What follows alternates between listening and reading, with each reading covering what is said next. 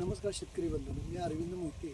आज हा व्हिडिओ आपण ह्यासाठी करत आहे की आज हे आपली जी ऑल इन वन टॉनिक आहे कोणत्या स्टेजला पकधी वापरायचे यासाठी आपण आज हा व्हिडिओ करत आहे। तर हे बघा, तुम्ही वापरत असताना तुमची रोप लावण असेल, कांडी लावण असेल किंवा खोडवा पीक असेल किंवा भाजीपाला असेल, तर ह्यासाठी तुम्ही रोप लावण केल्यानंतर 8 दिवसाच्या फरकाने किंवा 8 दिवसानंतर तुम्ही जी आळवणी करू शकता। कांडी लावण असेल तर 12व्या ते 15व्या दिवसापर्यंत तुम्ही आळवणी करू शकता।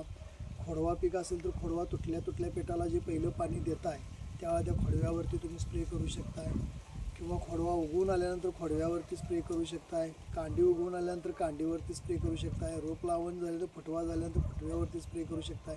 कुठल्याही स्टेजला तुम्ही हे आपलं टॉनिक वापरू शकताय। याचे फायदे असे आहेत, जर तुम्ही हे आळवणी केली तर त्याच्यापासून काय होणार आहे की मुळांचा विकास चांगला होणार आहे, का जमिनीमध्ये पडलेली रासायनिक खते चांगली अपटेक होणार आहे, जमिनीचं प्रत सुधारणार आहे।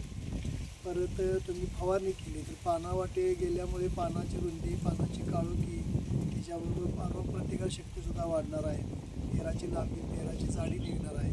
फळभाजी असतील तर फुल सेटिंग चांगलं होणार आहे, फळे चांगली येणार आहेत, भाजीपाला असेल तर भाजीची पाने चांगली येणार आहेत आणि फळगळ होणार नाही, फुल सेटिंग चांगलं करेल। तर तुम्ही ऊस पिकासाठी वापरले, कोणत्याही स्टेजला जरी वापरलं तरी चालतं आहे। परत तुम्ही रासायनिक खतामध्ये चोळून देऊ शकता। त्याच्यामुळे असे फायदे होणार की तुम्ही टाकलेली रासायनिक खते पूर्णपणे लागू होणार। परत जमिनीचा विकास चांगला होणार, म्हणजे जमीन भुसभुशीत होणार, मुळे चांगली सुटणार, टाकलेली लागवड 100% यानं लागू होते आणि ऊसामध्ये 20 ते 25% वाढ ह्याच्यामुळे होते। परत याचे फायदे तुम्हाला मी सांगितलेच आहेत।